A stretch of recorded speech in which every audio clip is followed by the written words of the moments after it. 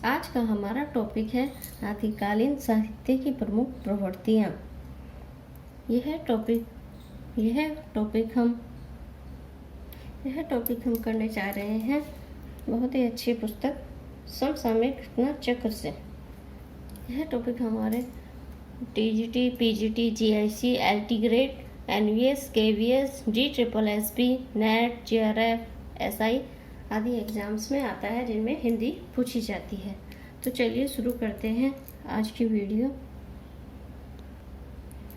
इस टॉपिक के कुछ क्वेश्चंस हम पिछली वीडियो में कर चुके हैं, जो आपको प्लेलिस्ट में मिल जाएगी।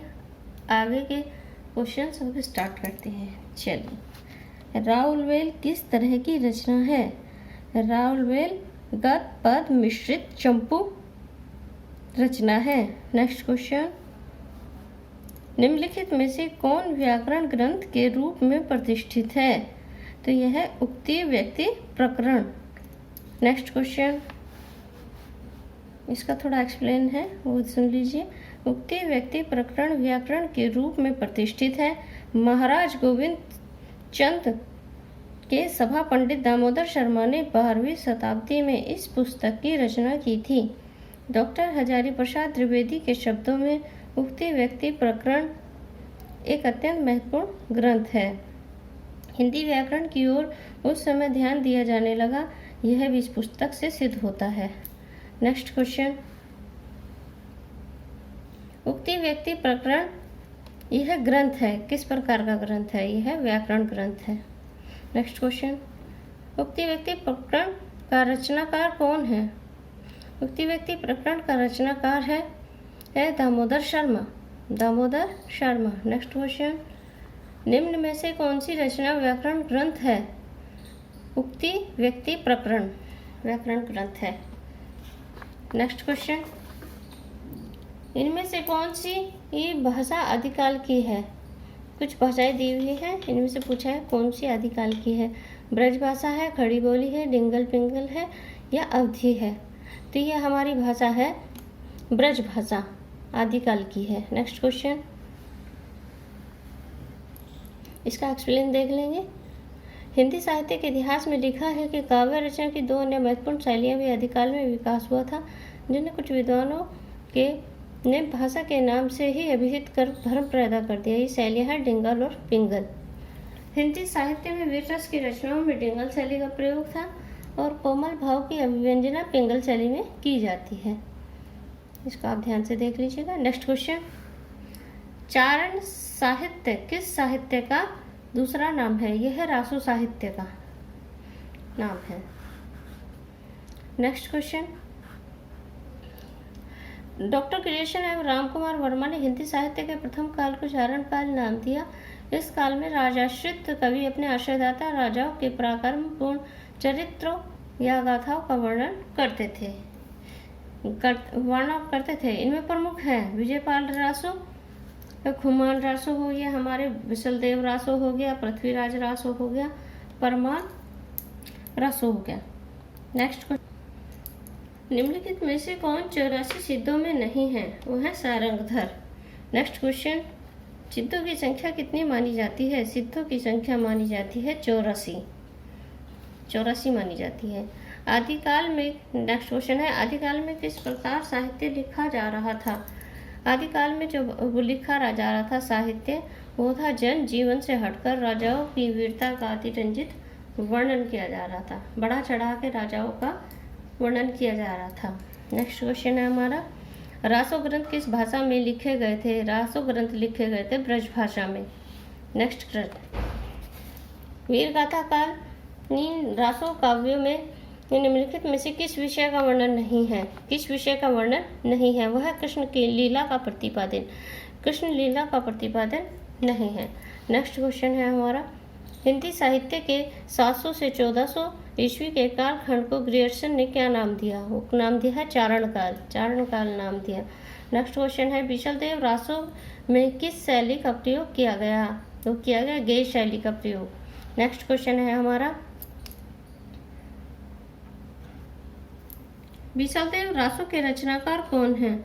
विशलदेव रचना के रचनाकार हैं नरपति नाल है। नेक्स्ट क्वेश्चन, बिशलदेव रासो में बिशलदेव की पत्नी कौन है? राजमती। नेक्स्ट क्वेश्चन, बिशलदेव रासो के रचयिता है नरपति नाल है। नेक्स्ट क्वेश्चन, बिशलदेव रासो के रचयिता, जैसे कि आपने पीछे सुना, नरपति नाल है। निम्नलिखित रासो ग्रंथों में कौन सा काव्य एक प्रेम काव्य या श्रृंगार काव्य है? वह है बिशलदेव रासो। बिशलदेव रासो। नेक्स्ट क्वेश्चन है, निम्नलिखित में से किस रासो काव्य का मूल वर्ण विषय वीर रस न होगा, श्रृंगार रस हो गया? वो था बिशलदेव रासो का। बिशलदेव रासो का। नेक्स्ट क्वेश्चन, राजमती से रूठकर बिशलदेव कहाँ चला गया था? राजमती से रूठकर बिशलदेव उड़ीसा चला गया था। किस रासो ग्रंथ को आला खंड के नाम से जाना जाता है? जगनिक का परमाल रासो। जगनिक का परमाल रासो। नेक्स्ट क्वेश्चन है, उत्तर प्रदेश में आला खंड के नाम से कौन सा काव्य प्रचलित है? उत्तर प्रदेश में आला खंड के नाम से कौन सा काव्य प्रचलित है? वो है हमारा परमाल रासो। आल्हा और उदल के चरित्र को वीर गाथात्मक काव्य के रूप में रचने वाले कवि हैं जगनिक। वो कवि हैं जगनिक। चलिए आगे बढ़ते हैं। आलाखंड नामक काव्य ग्रंथ का दूसरा नाम है परमाल रासो। नेक्स्ट क्वेश्चन, आलाखंड का दूसरा नाम क्या है? वो है परमाल रासो। नेक्स्ट क्वेश्चन, परमाल रासो काव्य कृति के कवि का नाम बताइए? जगनिक।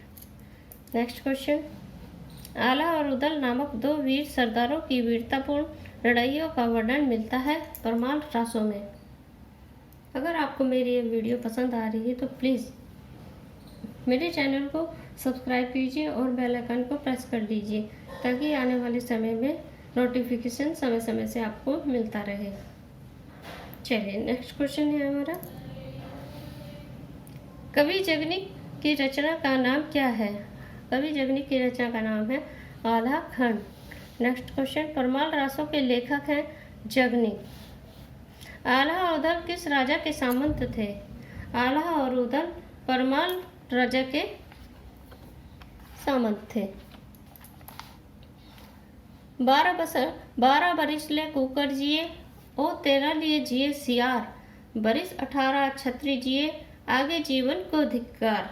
ये किसका है? किस विधा की रचना है? ये है आल्हा। आल्हा विधा की रचना है। नेक्स्ट क्वेश्चन है, वीरगाथा काल के प्रसिद्ध प्रबंध काव्य का नाम बताइए? पृथ्वीराज रासो।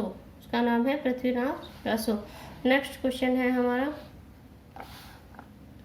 इसका थोड़ा एक्सप्लेन देख लेंगे, एक्सप्लेन करें। वीरगाथा काल का प्रसिद्ध प्रबंध काव्य पृथ्वीराज रासो है, जिसे आचार्य रामचंद्र शुक्ल ने हिंदी का प्रथम महाकाव्य तथा इसके रचयिता चंद्रप्रदाय को हिंदी का प्रथम कवि माना है। पृथ्वीराज रासो के 4 संस्करण प्रसिद्ध हैं। सबसे पहले संस्करण का प्रकाशन नागरी प्रचारणी सभा काशी में हुआ था। इसकी हस्तलिपित प्रतियां उदयपुर के संग्रहालय में सुरक्षित हैं।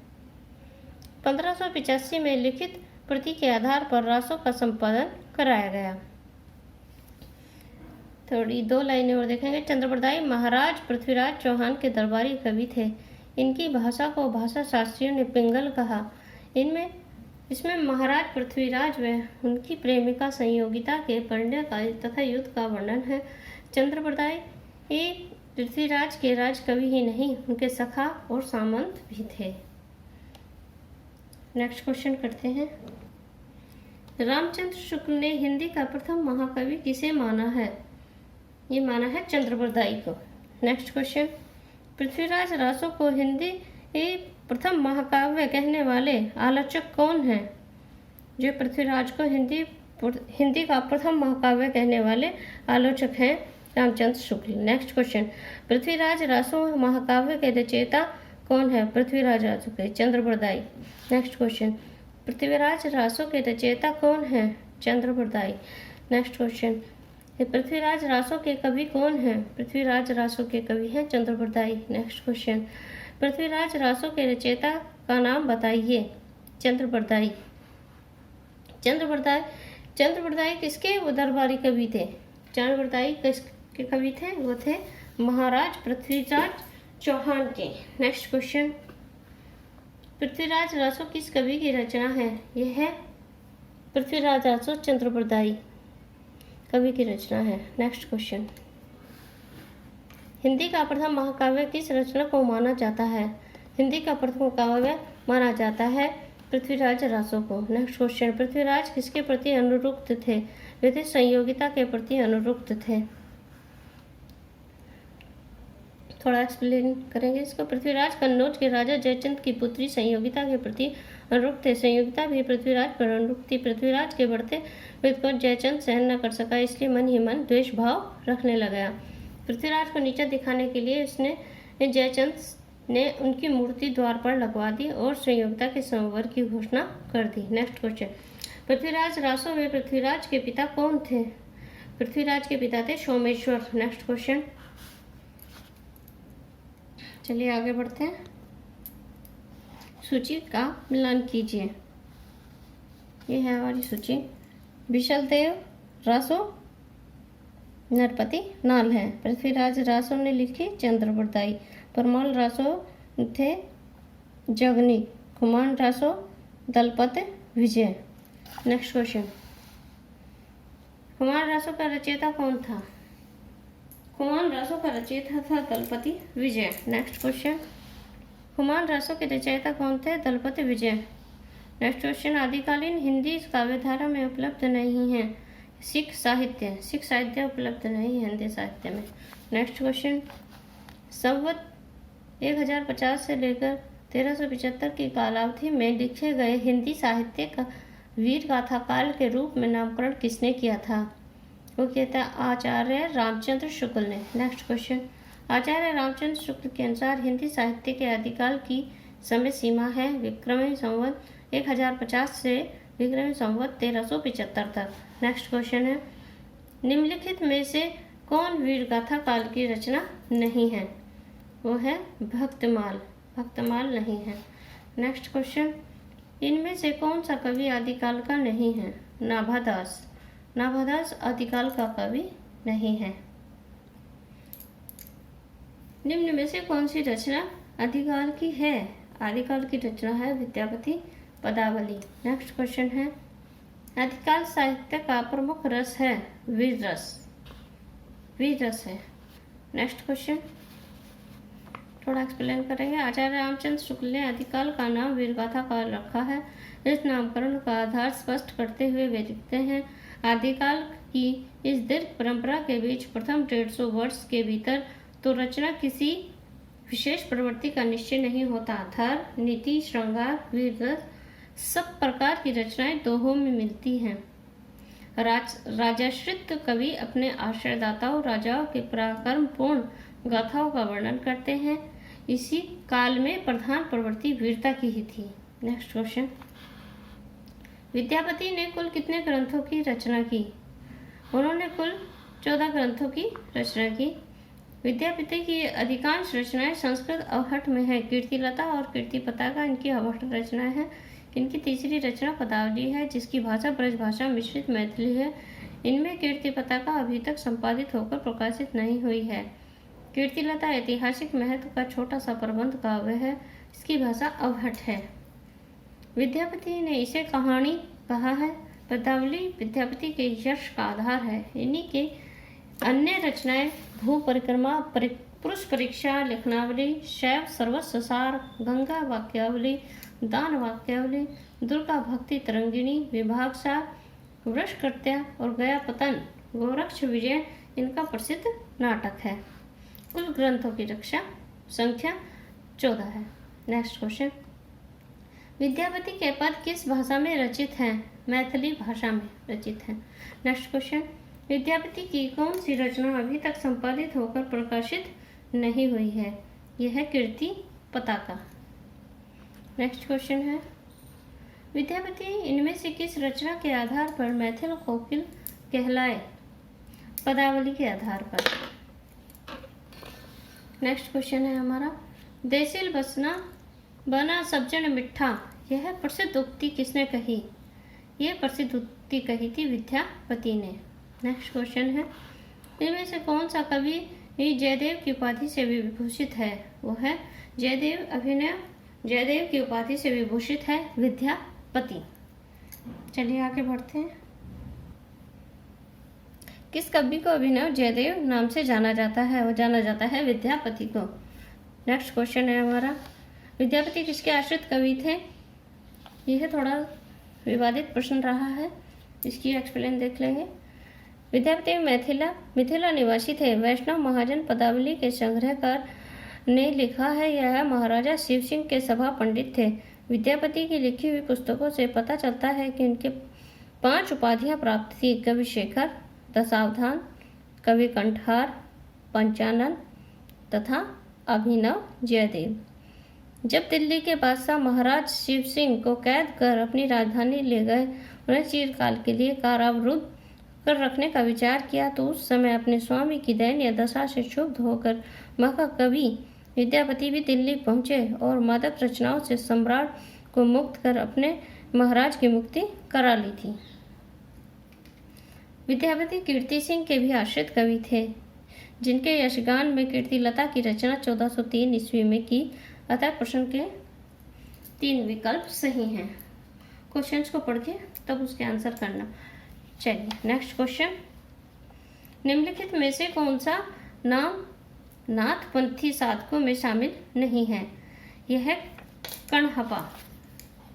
नेक्स्ट क्वेश्चन है, निम्नलिखित में किसका संबंध सिद्ध साहित्य से नहीं है? वो है गोपीचंद का। नेक्स्ट क्वेश्चन, सरहपा का संबंध निम्न में से किससे है? सिद्ध साहित्य से है। नाथपंथ के प्रणेता कौन थे? आदिनाथ। नेक्स्ट क्वेश्चन, नाथों की संख्या कितनी मानी गई? 9 संख्या मानी गई। नाथपंथ के प्रवर्तक कौन थे? मत्स्येंद्रनाथ और गोरखनाथ दोनों। नेक्स्ट क्वेश्चन, चलिए आगे बढ़ते हैं। नाथ संप्रदाय के प्रवर्तक इनमें से कौन थे? नाथ संप्रदाय के प्रवर्तक थे गोरखनाथ। नेक्स्ट क्वेश्चन, गोरखनाथ के गुरु का नाम बताइए। गोरखनाथ के गुरु का नाम था मत्स्येंद्रनाथ। नाथ संप्रदाय में हठ योग का अर्थ क्या है? ह का अर्थ है सूर्य और ठ का अर्थ है चंद्र, दोनों का योग, हठ योग। नेक्स्ट क्वेश्चन, हठ योग का उपदेश किसने दिया था? हठ योग का उपदेश दिया था गोरखनाथ ने। सिद्धों की इस साधना में शून्य का पूरक तत्व क्या है? पूरक तत्व है वज्र। नेक्स्ट क्वेश्चन, सिद्ध कवियों द्वारा प्रयुक्त भाषा को कहा जाता है? सिद्ध कवियों द्वारा प्रयुक्त भाषा को कहा जाता है संधा। निम्नलिखित में से सिद्ध साहित्य के विषय में कौन सा कथन सत्य नहीं है? नंबर 1, सिद्ध साहित्य का झुकाव सहज साधना की ओर है, या फिर ये सिद्ध साहित्य के प्रथम कवि सरहपा है। सिद्ध साहित्य की रचना चर्यापाद दोहों में हुई है। सिद्ध साहित्य के पढ़ने पिंगल भाषा में हुआ है। इसमें सारे कथन सही हैं, बस एक गलत कथन छोड़ के सिद्ध साहित्य का पढ़ने पिंगल भाषा में हुआ है, ये नहीं है। डॉक्टर तोसी तोरी अपनी पुस्तक पुरानी राजस्थानी में गुजरात और राजस्थान के पश्चिमी भाग की भाषा को पुरानी पश्चिमी राजस्थानी, सूरसेन राजस्थान के पूर्व भाग की भाषा को पिंगल अपभ्रंश नाम देते हैं। सिद्ध साहित्य का पठन पिंगल भाषा में नहीं हुआ, अतः विकल्प डी असत्य है। चलिए आगे बढ़ते हुए, तो आज इस घटना चक्र बुक का आदिकालीन साहित्य की प्रमुख प्रवृत्तियां चैप्टर कंप्लीट हो गया है। कल हम करेंगे भक्ति काल। तब तक के लिए आप मेरे चैनल को सब्सक्राइब कर लीजिए और बेल आइकन को प्रेस कर लीजिए। मिलते हैं अगले वीडियो में, और जहाँ तक हो सके शेयर कीजिए।